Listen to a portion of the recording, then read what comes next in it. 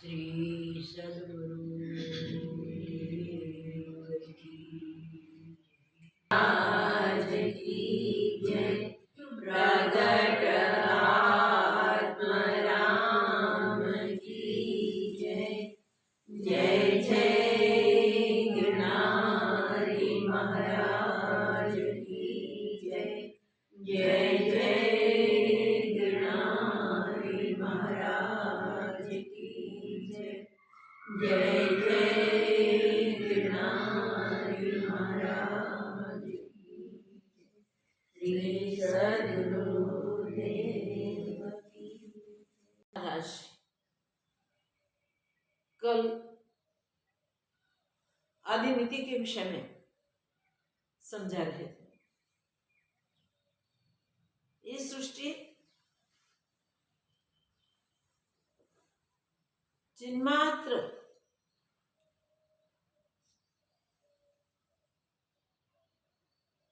आत्मसत्ता में निमेश के कुछ छोटे से परमाणु जितने, और ये परमाणु के लाखों भाग जितने समय में गणित सृष्टियां उत्पन्न होती हैं, और इस सृष्टियों के कई युगों को युग भी व्यतीत हो जाते हैं। तो परमाणु के निमेश के, परमाणु के लाखवें भाग के निमेश में देखो कई सृष्टियां और गणित उत्पन्न भी हो जाते हैं, उसके युगों के युग भी व्यतीत हो जाते हैं। इस पर से हम सोचें, ये सृष्टियां किसी के वश की बात नहीं, कोई गिन सके। आदि सृष्टि महाप्रलय के बाद जब स्फुरित होती है, तब चिन्मात्र आत्मसत्ता में जो पहला संवेदन, वो संवेदन ब्रह्मा, उस संवेदन का मनः विस्तार आदि सृष्टि। मगर इस आदि सृष्टि शुरुआत में उत्पन्न हुई, उसके साथ साथ नीति भी उत्पन्न हुई। नीति में किसको मानव कहेंगे, किसको देव कहेंगे, किसको दानव कहेंगे, किसे पशु पक्षी कीट पतंग के आदि के योनि के जीव कहेंगे, कौन पहाड़ झाड़, जल कैसा, अग्नि कैसी, पवन कैसा, पृथ्वी कैसी, इस सबका स्वभाव कैसा, वो सब निश्चिंत किया गया है। तो सृष्टि के साथ साथ सबकी नीति निश्चित हुई है, और महाप्रलय तक वो नीति के अनुसार ही सब कुछ चलता रहता है। हमें तुरंत वहां होवे कि जो उत्पन्न हुआ है, जो नीति के अनुसार उनके सब पदार्थ बरतते हैं, तो है ना। मगर वशिष्ठ महाराज कहते हैं कि वो सोचो कि वो संकल्प मात्र है। आदि नीति निश्चित है कि जो भी जड़ चेतन जीव हैं, वो सब संकल्प मात्र है। मन के चलने से दिखते हैं, और ये सबके लिए जब तक महाप्रलय न होवे तब तक कैसे बरतना है, वो कैसे बरतेंगे, उसके लिए नीति निश्चित की गई है। जैसे अग्नि, तो अग्नि उष्ण ही होती है, अग्नि ऊपर की ओर ही जाती है, जल शीतल ही होता है, और जल नीचे की ओर ही जाता है। पृथ्वी अचल है। जैसे जिस जिस पदार्थ के लिए आदि नीति में निश्चित किया गया, वैसे ही वैसे सब पदार्थ स्थित हैं, और प्रलय पर्यंत वो स्थित रहेंगे। सबकी अपनी अपनी नीति होती है, और नीति के अनुसार सब बरतते भी हैं। इसमें बहुत इंपॉर्टेंट बात वशिष्ठ महाराज ने वो बताई कि जो पुरुषार्थ करता है, पुरुषार्थ करके चिन्मात्र आत्मसत्ता को आत्मसात करने के लिए जो व्यवहार कालीन सावधानी से बढ़ता है, वो उस अद्वैत ब्रह्म का अनुभव कर लेते हैं। उसे इतना विस्तृत संसार और जिसकी नीति में व्याख्या है, कौन क्या कैसा और कैसे बरतेगा, उसको भी बताया कि वो मन कल्पना से बढ़कर और कुछ नहीं है। वो सब नीति से बंधे हुए हैं। अद्वैत ब्रह्म अपने आप स्वतः स्वयं में ही स्थित है। वो अपने से भिन्न कुछ देखता भी नहीं, कुछ स्वीकारता नहीं। जो स्वयं सर्वात्मा है, जो स्वयं चिन्मात्र आत्मसत्ता है, वो अद्वैत ब्रह्म है, जिससे भिन्न और कुछ नहीं है। जो भी हम दृष्टि से देख सकते हैं, मन से विचार कर सकते हैं और अनुभव करने के लिए उद्यम कर सकते हैं, वो सब प्रकृति में है। वो सब जो भी भिन्न भिन्न है, वो भी निश्चय से अद्वैत ब्रह्म ही है। ब्रह्म के सिवा और कुछ हुआ ही नहीं। ये सत्य को आत्मसात करने के लिए हमें इसका शास्त्रों का श्रवण या अध्ययन करके, उसका जो भी शास्त्रों से सार तत्व पाया उसका चिंतन करके और उस सार तत्व के अनुसार ही व्यवहार करने से ही अनुभव हो सकता है। जो अनुभवगम्य है, जो स्वयं अनुभव है, जो स्वयं सदैव सिद्ध है, सदैव स्थित है, वो अद्वैत ब्रह्म है। वो ही सत्य है, वो ही सनातन है, वो ही अज है, वो ही अविनाशी। ये विस्तृत संसार जिसमें अनंत ब्रह्मांड त्रसणों की तरह उछलते हैं, वो अचल, उसकी अचलता के लिए और कोई दृष्टांत नहीं दिया जाएगा, क्योंकि महाप्रलय में कुछ नहीं रहता, कुछ भी अचल नहीं होता इसके सिवा। इसलिए उसे जानने के लिए उसकी अचलता को याद करें और उसका अनुभव करने के लिए अंतर्मुख होकर अभ्यास करें। सुमेरु जैसी स्थिरता ऐसे कहेंगे तो भी सत्य नहीं कहेंगे, क्योंकि सत्य नहीं कह सकते, शब्दातीत है, अवर्णनीय है। शब्दों के पास वो शक्ति नहीं है, शब्दों के पास वो सामर्थ्य नहीं है कि उसके लिए कुछ शब्द करके कुछ कह सके। जब शब्दातीत की अनुभूति करनी है तो हमें शब्दों को छोड़ने पड़ते हैं, और शब्द छोड़ के निशब्द पद में जाके हम जब स्थित हो जाते हैं तब उस अद्वैत की अनुभूति हो सकती है। उस अद्वैत में जो पहला स्पंदन हुआ, उस स्पंदन के और स्फुरण से और संकल्पों से जैसा जैसा संकल्प खुलता गया वैसा वैसा दृश्य दिखाई देता गया। तो जो दृश्य हम देखते हैं सोच के हम जिसका अंदाज कर सकते हैं, वो सत्य वास्तव में सत्य नहीं है। क्योंकि हम देखते हैं तो उसे सत्य मान लेते हैं, हम विचार करते हैं तो उसको सत्य मान लेते हैं, मगर जब तक आत्मविचार नहीं होगा तब तक बाकी के विचार भी अपूर्ण ही है।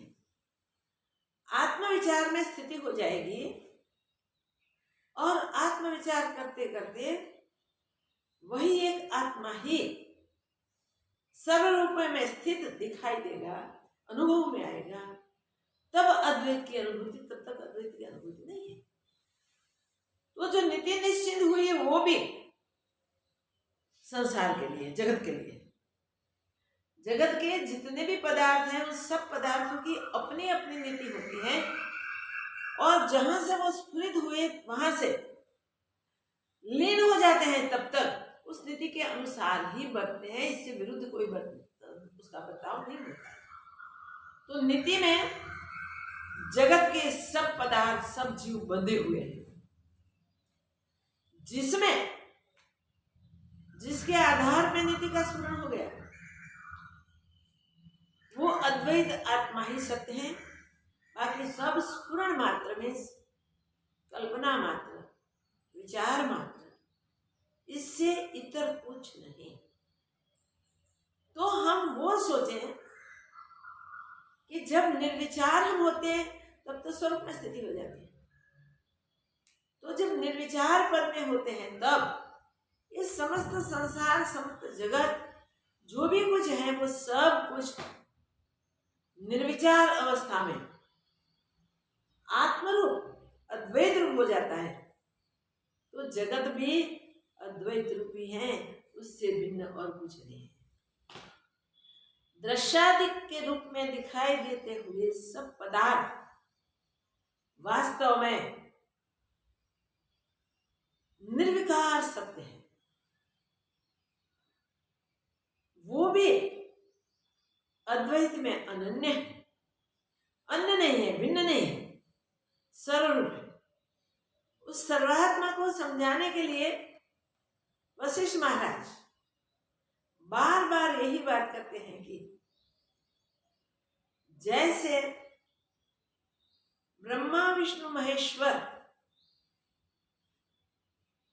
शरीर में आने के बाद भी स्वरूप में ही रहे, वैसे हे राम जी, जब स्वरूप में नित्य स्थिति पुरुषार्थ से प्राप्त होती है तब भिन्न कुछ दिखेगा ही नहीं। जो भी कुछ दिख रहा है वो भी अद्वैत ब्रह्म ही है, वो दृढ़ता हो जाएगी। जिसने भी इस सत्य को जाना, पहचाना, उसके लिए जगत वास्तव में कुछ बना ही नहीं, जगत कुछ हुआ ही नहीं।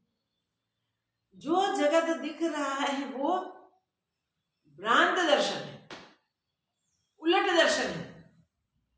जैसे अंधेरे में वैताल दिखे किसी को, ज्यादा करके बालक हो, भूत पिशाच के डर दिखाए हुए होते हैं, इसलिए अंधेरा देख के उसको इसमें पिशाच है, ऐसे करके वो डरेंगे। मगर जब प्रकाश करके दिखाया जाए यह अंधेरा भी नहीं, तो तुम्हें क्या दिखा? तो अंधेरे में मुझे पिशाच दिखा। कहते हैं कि देखो, विचार करो, जहां तुम्हें पिशाच दिखा वहां प्रकाश करने तो कुछ है नहीं। ऐसे आत्म प्रकाश जब होता है तब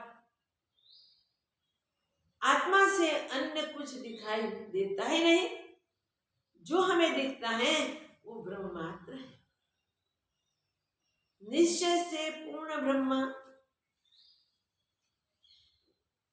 चिन्मात्र आत्मसत्ता ही हर हाल में, हर रूप में, हर रंग में स्थित है।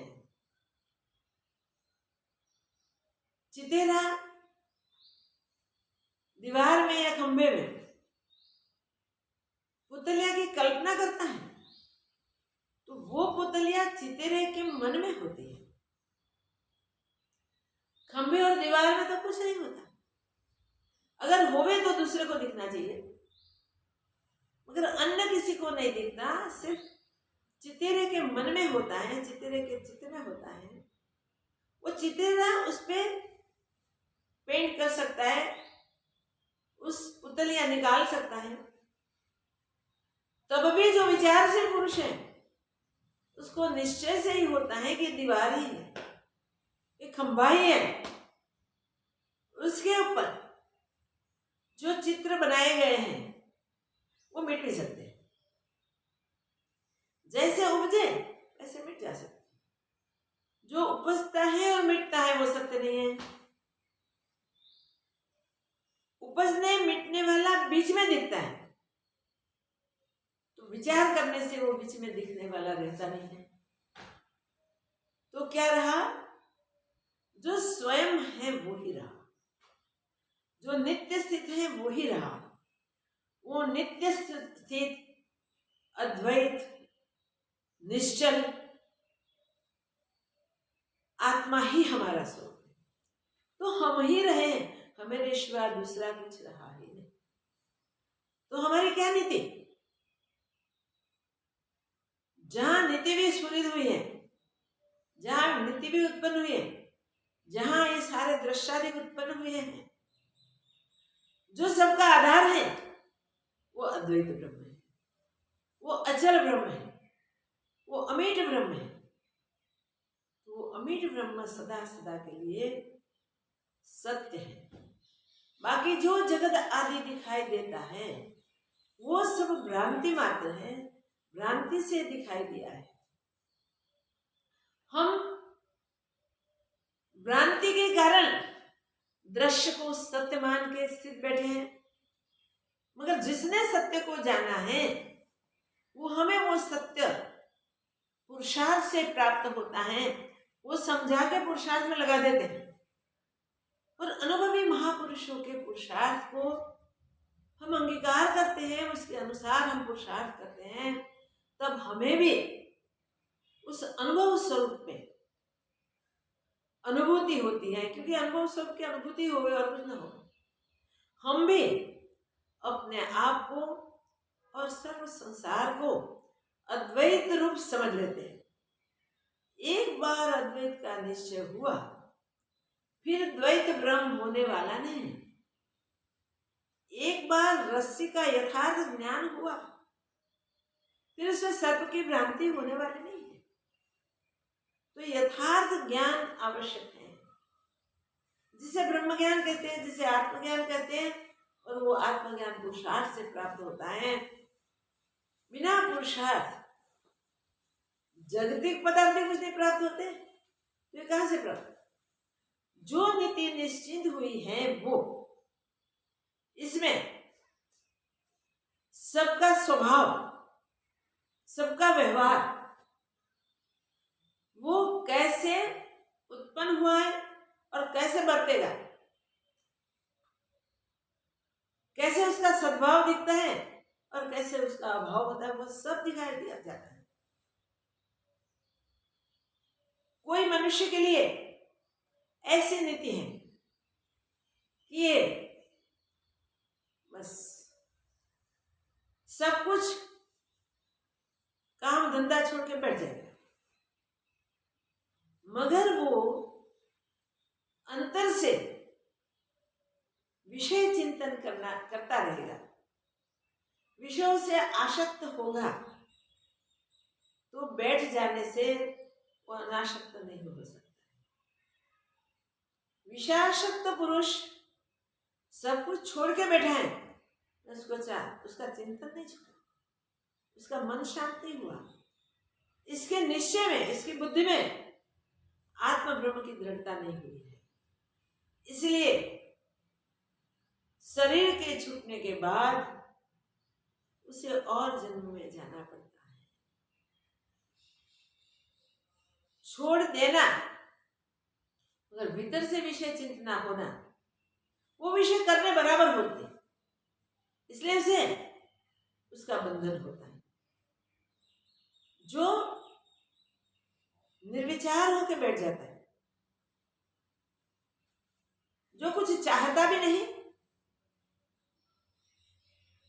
पाना भी नहीं होता है और उसे कुछ छोड़ना भी नहीं होता। उसके लिए न ग्रहण है न त्याग है, सब कुछ छोड़ के निश्चय करके स्थित हो गया है, स्थिर हो गया। तो जो विचार नहीं करता, जो संकल्प नहीं करता, उसको द्वैत ब्रह्म स्फुरित नहीं होता। वो शांत शीतल हो जाता है, उसके स्मरण सारे बंद हो जाते हैं।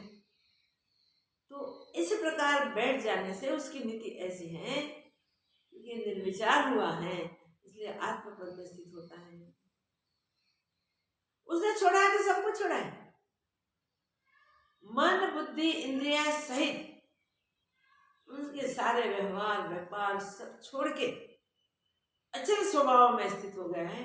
अचल स्वभाव आत्म स्वभाव है, तो उसे इसी उद्यम से आत्मानुभूति होती है। उसे कोई कर्म भुगतने के नहीं होते, वो स्वयं में स्थित हो जाता है। इस प्रकार ये नीति है। नीति किसको कहते हैं? जो पदार्थ का जो स्वभाव निश्चित किया गया है, वो पदार्थ उस निश्चय से उसे के अनुसार बरतता है। तो देखो उसकी वो नीति हो गई। जो व्यवहार करते समय वासना संयुक्त है, आसक्ति संयुक्त है, तो व्यवहार का फल उसे मिलता है। व्यवहार छोड़ के बैठा है, अगर आसक्ति नहीं छूटी है, तो आसक्ति से वासना से बंधा हुआ जीव घटी यंत्र के नाई फिरता ही है, वो मुक्त नहीं हो सकता। जिसने आसक्ति छोड़ दी है, आसक्ति छोड़ के जिसने अद्वैत निश्चय के लिए पुरुषार्थ किया है और पुरुषार्थ के साथ प्रारब्ध के अनुसार के व्यवहार वो करता है, तो अनासक्त भाव से जो व्यवहार होता है, उस सब व्यवहार में उसकी नीति वो है, वो अनासक्त है, इसलिए कोई कर्म बंधन उसे नहीं है, उसके लिए जगत कुछ है नहीं, रहा है नहीं। तो नीति सबके लिए, सबके अपने व्यवहार के अनुसार ही निश्चित की गई है। तो नीति में जो आदि में निश्चय हुआ, जो आदि नीति निश्चित हो गई, उसके अनुसार बरतने वाले उसी के अनुसार के परिणाम को प्राप्त होते हैं। अगर उससे उल्टे जो बरतते हैं, उसके चित्त में वासना होती है, उसके चित्त में संकल्प विकल्प होते हैं, और उसी को सत्य मान के उसके साथ जुड़े हुए होते हैं, इसलिए उसको अद्वैत निश्चय नहीं होता है। सब पदार्थ की अपनी अपनी नीति है। कब वो कैसे उत्पन्न होगा, कैसा करेगा और कैसे लीन हो जाएगा, वो भी नीति में निश्चित है। उष्णता अग्नि का स्वभाव है, तो अग्नि उष्ण ही रहती है, उसकी वो नीति है। उष्णता का अनुभव जो भी करते हैं, उसको उष्ण स्वभाव की अनुभूति होती है। तो जैसा जैसा हमारा पुरुषार्थ, वैसा वैसा अनुभव होता है, वो आदि नीति में निश्चित है। हम जैसा पुरुषार्थ करेंगे वैसा पाएंगे, जैसे उद्यम करेंगे वैसे ही फल को देखेंगे। तो जब से आदि में सृष्टि उत्पन्न हुई, तब से आदि जीवों ने अपने स्वरूप में स्थित रहकर जो व्यवहार किए हैं, वो व्यवहार से बंधन करता नहीं होता, क्योंकि उसकी आदि नीति है, आदि नीति के अनुसार वो करते हैं। जो भी व्यवहार को करते समय अहम भाव करते हैं, तो उन्हें उस व्यवहार का कर्म बंधन होता है। वो नीति है, नीति के अनुसार ही सब कुछ होता है। नीति के विरुद्ध वास्तव में कुछ हो ही नहीं सकता। एक अद्वैत ब्रह्म ही अपने आप में सदा सदा के लिए विलस रहा है। इसका मीनिंग वो है कि दूसरा कुछ हुआ ही नहीं। जो भी भाषित होता है वो संकल्प मात्र होता है। वास्तव में अद्वैत सत्ता अपने आप में स्थित है और नीति के अनुसार जो भी सब बरतते हैं वो नीति में बताए हुए परिणाम को भुगतते हैं। और नीति में वो बात निश्चिंत है कि जो संकल्प विकल्प रहित होकर आत्मिक पुरुषार्थ करते हैं, स्वरूप प्राप्ति का पुरुषार्थ करते हैं, वो समय पाकर स्वर्ग की प्राप्ति कर सकते हैं। मगर जो भी स्फुरण में जुड़ जाते हैं, भिन्न भिन्न पदार्थों का स्फुरण करते हैं और अद्वैत का निश्चय करना चाहते हैं, तो उससे अद्वैत का निश्चय नहीं हो सकता है। वो भी नीति में निश्चित किया गया है। तो नीति सर्व प्रकार से निश्चित है। नीति में सब कर्म करने वाले बंधे हुए हैं और उसी के अनुसार जन्म जन्मांतरों तक वो संसार में आते जाते रहते हैं और बढ़ते हैं। जिसका निश्चय है कि अद्वैत ब्रह्म आत्मा ब्रह्म है, उससे भिन्न और कुछ है ही नहीं, और ऐसा निश्चय करके मैं ब्रह्म हूं और सर्व ब्रह्म है ऐसा निश्चय कर लेता है, उसका द्वैत ब्रह्म सदा सदा के लिए मिट जाता है। तो द्वैत ब्रह्म मिटाने के लिए भगवान वशिष्ठ राम जी को कह रहे हैं कि जो दिख रहा है वो कुछ भी सत्य नहीं है, इस सत्य का स्वीकार करो। जो जीव वासना से बंधे हुए हैं वो वासना के अनुसार जैसे जैसे संकल्प करते हैं वैसे वैसे दृश्यादिक का अनुभव करते हैं, वो उसके लिए नीति है। जो वासना रहित है, अपने स्वस्वभाव में स्थित है, वो शरीर छूटते ही निश्चय के अनुसार ही अनुभव करते हैं, वो उसकी नीति है। सब जीव की अपनी अपनी नीति होती है। तृण से ब्रह्मा तक जो भी दिखाई देते हैं वो सब वास्तव में अद्वैत ब्रह्म है, आत्म ब्रह्म है, अविनाशी तत्व है, उसके सिवा कुछ नहीं। तो हम अपनी नीति को समझें, नीति के अनुसार व्यवहार करें, जिसे हम निधिध्यासन कहते हैं। वो निधिध्यासन करने से हमारा निश्चय आत्मनिश्चय हो जाता है और ऐसे अभ्यास करने वालों को फिर दोबारा शरीर में जाना नहीं होता है। अद्वैत ब्रह्म का उसका निश्चय दृढ़ीभूत होता है। तो नीति के अनुसार बरतने वाले जितने भी जीव हैं वो सब उपजते हैं, लीन होते हैं, ये सब दिखाई देते हैं, फिर भी वास्तव में अन्य कुछ है ही नहीं। अन्य नहीं मीन्स अनन्य, अनन्य मीन्स वो ही सत्य स्वरूप आत्मा। इस स्वरूप की आत्मा की प्राप्ति के लिए वशिष्ठ महाराज ये जो हमें जता रहे हैं, हमें बता रहे हैं कि मन को निर्विचार करके अपने निज निश्चल रूप में स्थित होने का अभ्यास करें और अपने आप को स्वयं देख लें, स्वयं पहचान लें, स्वयं अपने आनंद की मौज और मस्ती में जीना सीख लें। वशिष्ठ महाराज इस विषय में क्या कहते हैं और राम जी कैसे प्रश्न करते हैं, वो भी अद्वितीय है। तो उसको अब देखेंगे। नीति निश्चित है, वो कल्प की शुरुआत से अंत तक वैसे ही रहती है और सब उसी के अनुसार ही बढ़ते हैं। सब अपने अपने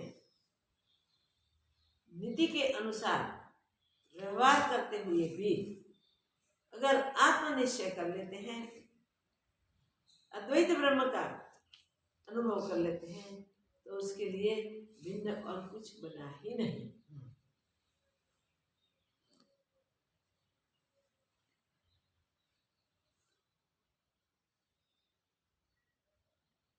बोले, हे राम जी, यह जो सर्वगत देव परमात्मा महेश्वर है, यह स्वच्छ अनुभव परमानंद रूप और आदि अंत से रहित है। स्वच्छ अनुभव परमानंद रूप सर्वगत देव आदि अंत से रहित है। वो अपने आप में स्थित है, वो स्वयं ही स्वयं है। उस शुद्ध चिन्मात्र परमानंद से प्रथम जीव उपजा। शुद्ध चिन्मात्र परमानंद से सबसे पहले जीव उपजा, उससे चित्त उपजा और चित्त से जगत उपजा, और चित्त के स्फुरण से जगत उपजा। राम जी ने पूछा, हे भगवान, अनुभव परिणाम से जो शुद्ध ब्रह्म तत्व सर्वव्यापी द्वैत से रहित स्थिर है, उसमें तुच्छ रूप जीव कैसे सत्यता पाता है? राम जी ने पूछा, से जो शुद्ध, राम जी पूछते हैं, अनुभव परिणाम से जो शुद्ध ब्रह्म तत्व सर्वव्यापी द्वैत से रहित स्थित है। द्वैत से रहित स्थित है, जिसमें द्वैत कल्पना भी नहीं, उसमें द्वैत कुछ है नहीं, अद्वैत रूप से स्थित है। उसमें तुच्छ रूप जीव कैसे सत्यता पाता है? तुच्छ रूप जीव जो उत्पन्न हुए कहते हैं, वो कैसे सत्यता को प्राप्त कर सकता है? एक ही प्रश्न अब राम जी का चल रहा है, ध्यान रखिए कि हम सत्यता को कैसे प्राप्त कर सके, सत्य स्वरूप को कैसे प्राप्त कर सके। वशिष्ठ जी बोले, हे राम जी, ब्रह्म सदा भास से अर्थात असत रूप जगत उससे सत्य भासता है। ब्रह्म से असत रूप जगत सत्य भाषित होता है और स्वच्छ है, अर्थात आभास रूपी जगत से रहित है। ब्रह्म आभास रूपी जगत से रहित है, वो नित्य स्वच्छ है, इसमें कोई दाग भी नहीं है, इसमें अन्य कुछ नहीं है। बृहत है, वो बृहत है, विस्तृत है, अर्थात बड़ा है, बड़ा भी दो प्रकार का है। बड़ा है कहते हैं, मगर बड़ा दो प्रकार का है, वो सुनो। अविद्याकृत जगत से जो बड़ा है सो अविद्याकृत जगत से जो बड़ा है वो अविद्या की बड़ाई मिथ्या है। याद रखो, अविद्या से बड़ा है तो अविद्या की बड़ाई तो मिथ्या है, अविद्या ही झूठ है, तो उसके लिए बड़ाई कहाँ से सत्य होगी? ब्रह्म बड़ाई सर्वात्मक रूप है, ब्रह्म बड़ाई जो है वो सर्वात्मक रूप है, सर्वदेश सर्वकाल और सर्ववस्तु से पूर्ण है। सर्वकाल और सर्वगत रूप से पूर्ण है। सर्वगत में जहां अपनी वृत्ति पहुंचती है वहां उसे ही आप पाते हो, जहां विचार नहीं पहुंच सकता वहां वो स्थित है, जहां कोई गति काम नहीं आती, गरुड़ जैसी गति जिसका गरुड़ को अभिमान था, वो गति भी उसको पाने के लिए काम नहीं आती, क्योंकि वो सर्वगत है, सब ठौर पे है, सब जगह है, तो और गति की कहाँ जरूरत है? निश्चय की जरूरत है, निश्चय से वो पाया जाता है। ब्रह्म बड़ाई सर्वात्मक रूप है, सो सर्वदेश सर्वात्मक रूप और सर्व वस्तु से पूर्ण है। सर्वदेश सर्वकाल और सर्व वस्तु से वो बड़ाई पूर्ण है। और अविद्याकृत बड़ाई देश काल वस्तु से रहित, अविद्या की बड़ाई है, देश काल वस्तु से रहित, निराकार है, सो ज्ञानी का विषय है। फिर से वो पहले से उसके आगे से ब्रह्म बड़ाई सर्वात्मक रूप है, ब्रह्म बड़ाई सर्वात्मक रूप है, सर्वकाल और सर्व वस्तु से पूर्ण है। सर्वदेश सर्वकाल और सर्व वस्तु से परिपूर्ण है वो, उसके सिवा और कुछ है ही नहीं, उससे भिन्न और कुछ नहीं। और अविद्याकृत बड़ाई देश काल वस्तु से रहित, निराकार देश है। काल वस्तु की जो बड़ाई है वो सर्वात्मक रूप है, सो सर्वदेश काल ब्रह्म बड़ाई सर्वात्मक है, सो सर्व देश सर्व सर्व काल और सर्व वस्तु से पूर्ण है और सर्व वस्तु से परिपूर्ण है, पूर्ण है, भरपूर है उसमें।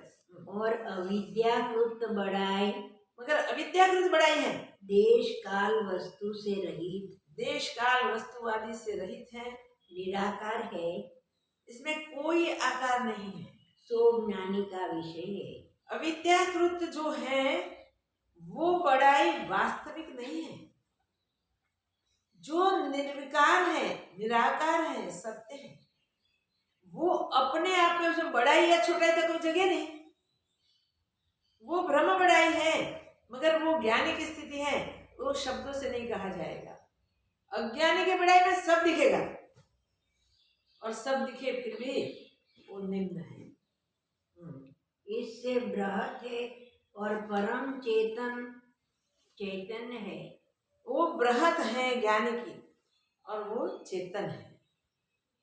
भैरव है अर्थात जिसके वय से चंद्रमा सूर्य वो भैरव है, उसके वायु और वय जल से चंद्रमा सूर्य वायु जल सब अग्नि सब पदार्थ अपनी मर्यादा में चलते हैं, अपनी मर्यादा में ही व्यवहार करते हैं, अपनी मर्यादा में ही चलते हैं। परमानंद है, अविनाशी है, सर्व ओर से पूर्ण है। परमानंद है, अविनाशी है और सर्व ओर से परिपूर्ण है। सम है, शुद्ध है, सम है, शुद्ध है और अचित्य है। और अचित्य है। अचित्य चिन्मात्र इसलिए उसे कहते हैं। अर्थात वाणी से नहीं कहा जाता। अगर तो वाणी से उसे नहीं कहा जाता, जिसका चिंतन नहीं हो सकता उसको कहे कैसे? और क्षोभ से रहित चिन्मात्र है, उसमें कोई क्षोभ भी नहीं होता, वो चिन्मात्र है, स्वयं ही स्वयं अपने आप में ही स्थित है। ऐसी आत्मसत्ता ब्रह्म का जो स्वभाव, ऐसी आत्मसत्ता है जो ब्रह्म का स्वभाव है, संपत है, उसी का नाम जीव है। ओ स्वभाव संपत है, उसी का नाम जीव है, उसे जीव कहते हैं। अर्थात जो शुद्ध चिन्मात्र में अहम पूर्णा जो है, शुद्ध चिन्मात्र आत्मसत्ता में अहम का स्फुरण हुआ, उसी का नाम जीव है। जीव है। जब तक स्फुरण नहीं तब तक वो भरपूर अपने आप से, जिसमें वस्तु काल परिचित कुछ भी नहीं, जो स्वयं ही स्वयं है, वो ज्ञानी का विषय है।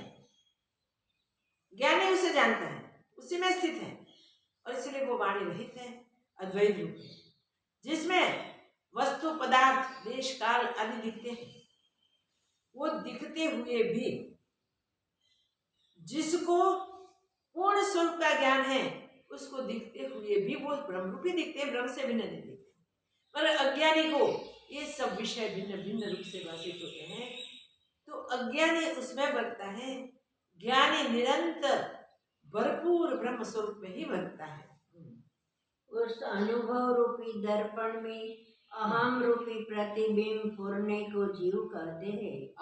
फिर से उस अनुभव रूपी दर्पण में अहम रूपी प्रतिबिंब फुरने को, अहम रूपी प्रतिबिंब जो दिखता है वो जीव है। अहम रूपी प्रतिबिंब फुरने को जीव कहते हैं। जीव अपने शांत पद को त्यागे, जीव तब कहलाता है कि वो अपने शांत पद को त्याग देता है। जब तक अपने शांत पद में होता है तब तक वो ब्रह्म है। शांत पद को त्यागता है तब स्थित होता है। जीव अपने शांत पद को त्यागे की नाय स्थित होता है, सो चिदात्मा ही फुरने के द्वारा स्थित होता है, आपको जीव रूप जानता तब है। चिदात्मा ही अपने आप को स्फुरण के द्वारा जीव समझता है, जीव रूप मानता है।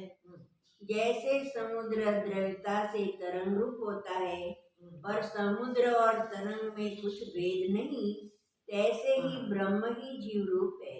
तो ब्रह्म ही जीव रूप है, जीव और ब्रह्म में कोई भेद नहीं। जैसे समुद्र में जो तरंगता है, जो तरंग उठते हैं, वो समुद्र रूपी है, क्योंकि समुद्र भी जल है, तरंग भी जल है, दोनों का जल स्वभाव है, जल रूप है।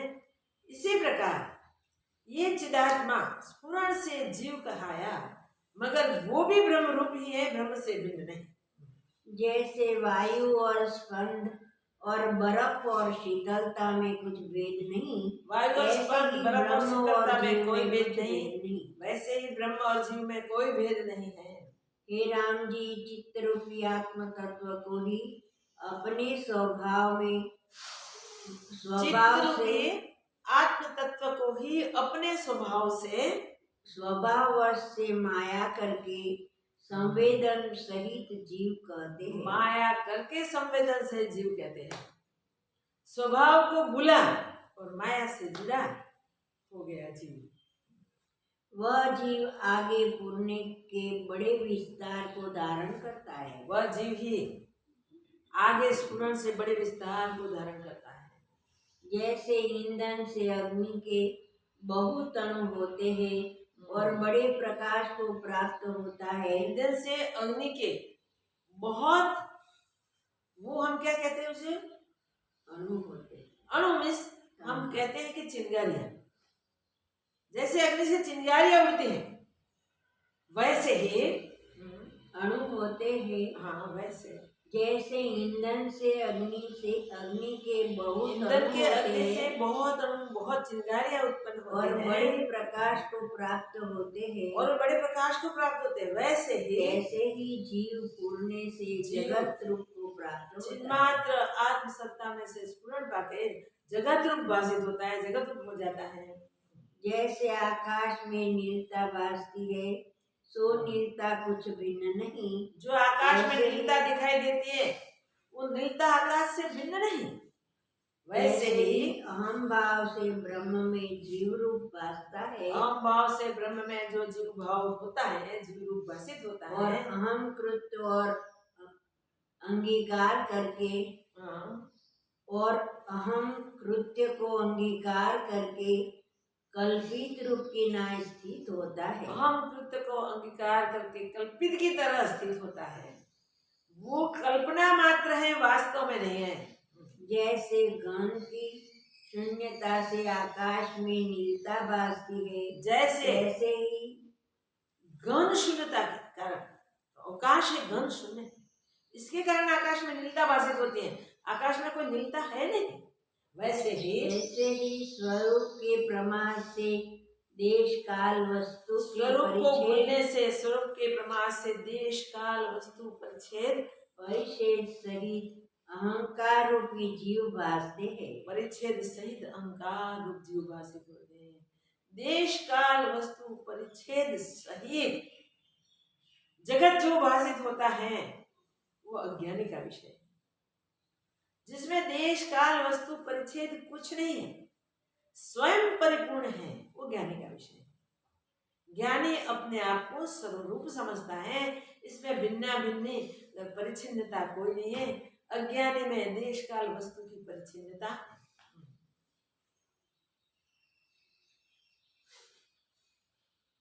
जैसे वायु से समुद्र तरंग रूप होता है, ऐसे ही संवेदन पूर्ण से आत्मसत्ता जीव रूप होती है। बस संवेदन के स्मरण से आत्मसत्ता देह रूप हो जाती है। जीव की चैतन्य मुखत्वता के कारण, जीव के स्मरण के कारण ये सारी संज्ञा बनी है। कोई चित्त, जीव, मन, अहंकार, माया, प्रकृति सहित ये सब इसी के नाम है। ये सब इसी के ही नाम है।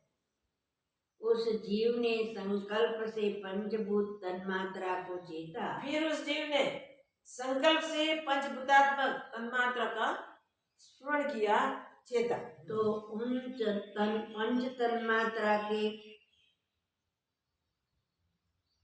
उस चेतने से पंच तन्मात्रा आकार से अनुरूप होकर स्थित हुआ।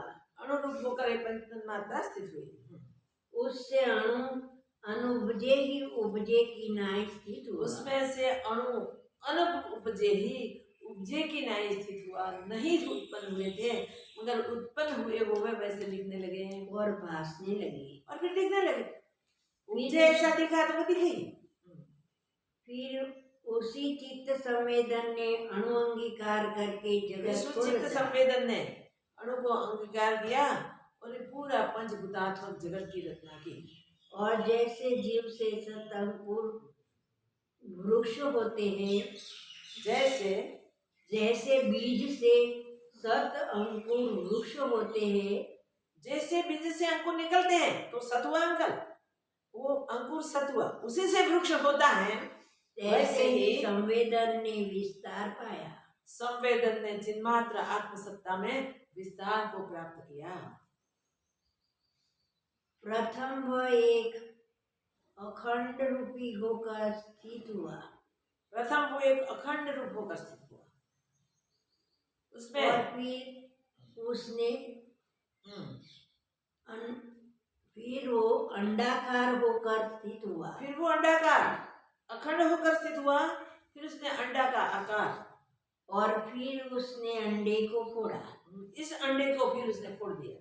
जैसे गंधर्व नगर और स्वप्न सृष्टि भासती है, तैसे ही उसमें जगत भासने लगा। फिर उसमें अंडा फोड़ने से जैसे गंधर्व नगर स्वप्न सृष्टि आदि भाषित होते हैं, वैसे पूरा जगत भाषित हुआ।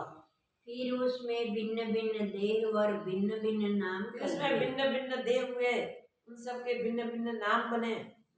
जैसे बालक मृतिका की सेना कल्पता है और उनका भिन्न भिन्न नाम। जैसे बालक मिट्टी की सेना की कल्पना करता है, बनाता है और फिर उसके भिन्न भिन्न नाम रखता है, वैसे ही स्थावर जंगम आदि नाम कल्पना की पृथ्वी जल अग्नि वायु। स्थावर जंगम आदि की कल्पना की और कल्पना करके फिर पृथ्वी जल अग्नि वायु और आकाश, जल तेज वायु आकाश, इन पांचों भूतों की सृष्टि उस पांचों भूतों की संकल्प से उपजी, संकल्प से उपजाई गई। हे राम जी, आदि ब्रह्म से जो जीव पूरा है उसका नाम ब्रह्मा है। हे राम जी, आदि जीव जो चिन्मात्र आत्मसत्ता में स्फुरित हुआ है उसका नाम ब्रह्मा है। वह ब्रह्मा आत्मा में आत्मरूप होकर स्थित है। वो ब्रह्मा ने ब्रह्म रूप नहीं छोड़ा, आत्मा में आत्मरूप होकर ही स्थित है और उससे क्रम करके जगत हुआ है। और उस ब्रह्मा से क्रम करके जगत हुआ है। मगर ब्रह्मा से जगत उत्पन्न हुआ है, मगर ब्रह्मा ने अपने स्वरूप को नहीं छोड़ा, वो अपने आत्म स्वरूप में ही स्थित है। जैसे वह चेतता है तैसे ही होकर स्थित होता है। ब्रह्मा जी जैसे सोचते हैं, जैसे चेतते हैं, वैसा ही होकर स्थित होता है। जैसे समुद्र में द्रव्यता से तरंग होते हैं, तैसे ही ब्रह्म में चित्त स्वभाव से जीव होते हैं। ब्रह्म में चित्त स्वभाव से स्वाभाविक ही जीव होते हैं। वह जीव जब प्रमाद से अनात्म भाव को धारण करता है, स्वरूप का प्रमाद करके अनात्म भाव को जब धारण करता है तब कर्मों से बंधवान होता है। जो जो करता है वो कर्मों से बंधवान होता जाता है। जैसे जल जब दृढ़ जड़ता को अंगीकार करता है तब बर्फ रूप होकर पत्थर के समान हो जाता है। द्रवता होने, खुद द्रव्य रूप होने के बाद भी जड़ता का स्वीकार करता है तब वो पत्थर जैसा हो जाता है, बर्फ हो जाता है। ऐसे ही जब अनात्मा में अभिमान करता है, वैसे ही कर्मों के बंधन में आता है। अनात्मा में आत्मा अभिमान करता है तब कर्मों से बंधता जाता है। हे राम जी, कर्मों का बीज संकल्प है। याद रखो राम जी, सब कर्मों का बीज संकल्प ही है और संकल्प जीव से फूटता है और वो संकल्प जीव से स्फुरता है। संकल्प का स्फुरण जीव करते हैं। जीवत्व भाव तब होता है जब शुभ चेतनता, जीवत्व भाव तब होता है जब शुभ चेतनता में मात्र स्वरूप से उत्थान होता है। स्वरूप से, मात्र स्वरूप में था, उसी में से उत्थान होता है, तब ये जीव भाव होता है। उत्थान के अर्थ ये है कि जब प्रमाद होता है स्वरूप का तब प्रमाद, जीवत्व भाव होता है। स्वरूप का जब प्रमाद होता है तब क्या होता है, जीव भाव प्रकट होता है, और जीव भाव प्रकट हुआ वही प्रमाद स्वरूप का कहते हैं, और ही स्फुरण कहते हैं। और जब जीवत्व भाव होते हैं तब अनेक संकल्प कल्पना होती है। जीवत्व भाव के बाद तो अनेक संकल्प कल्पनाएं स्फुरित होती ही रहती है। उन संकल्प कल्पनाओं से कर्म होते हैं। उस संकल्प की कल्पनाओं से फिर वो कर्म करता है, और ही संकल्प से ही कर्म होते हैं, संकल्प के बिना कोई कर्म नहीं होता। और कर्मों से जन्म मरण आदि नाना उस प्रकार कर्मों के फल विकार भुगतने होते के लिए हैं। भी जन्म मरण आदि विविध प्रकार के विकार उत्पन्न होते हैं। जैसे बीज से अंकुर और पत्र होते हैं, फिर आगे फूल फल और टास बीज से होते हैं। अंकुर पहले निकलता है, फिर धीरे धीरे वो बढ़ता है, फूल फल शाखा प्रशाखा वो सब होता रहता है। जैसे ही संकल्प कर्मों से नाना प्रकार के विकार होते हैं, वैसे ही संकल्प कर्मों से विविध प्रकार के विकार उत्पन्न होते हैं। जैसे जैसे कर्म जीव करता है उनके अनुसार जन्म मरण और अधः ऊर्ध्व को प्राप्त होता है। जैसे जैसे संकल्प करके जीव कर्म करता है वैसे ही वैसे ऊर्ध्व को अधः को हो जाता है। कर्मों के अनुसार अपने किए हुए के हम बुद्धि से के साथ तो किया है जीव ने कर्म, तो उसको अपने कर्म के अनुसार उसको भुगतने के लिए जहाँ उसका परिणाम मिल सकता है वहाँ ऊर्ध्व या अधः जीव जाते हैं। हम सब समझते हैं, कोई कहते हैं कि ये जीवात्मा बहुत अच्छा था, उसने अंत समय में भगवान को याद किए और भगवान के दर्शन करते करते, भगवान के गुणगान करते करते, भगवान का नाम लेते लेते वो चला गया। तो उसके वो कर्म उच्च कर्म, जो कर्म सत्कर्म बने उससे ऊर्ध्वलोक में जाता है, और जो पाप कर्म जीवन भर करता है उसकी स्मृति में ही शरीर छोड़ता है, तो ये पाप कर्म के अनुसार उसको भुगतने के लिए नरक में जाता है। तो ऊर्ध्वलोक अधोलोक, कोई स्वर्ग में जाते हैं, कोई अपने इष्ट को देखते देखते अपने इष्ट के लोक को देखते उसमें चले जाते हैं, कोई पापों को किए हुए कर्म भुगतने के लिए पापों के कारण अधः को नरक में चले जाते हैं। तो जैसे जैसे हमारी करनी होती है वैसे ही वैसी हमारी गति होती है। हम कर्म करते समय सावधान रहे, हो सके तो जीव भाव छोड़ के आत्म भाव में स्थित रहकर व्यवहार का अभ्यास करें, जिससे न दुखी होना है न सुखी होना है, अपने आत्म स्वरूप में स्थित होना है। ओम पूर्णमदः पूर्णमिदं पूर्णात् पूर्णमुदच्यते पूर्णस्य पूर्णमादाय पूर्णमेवावशिष्यते। ओम शांति शांति शांति। श्री सद्गुरु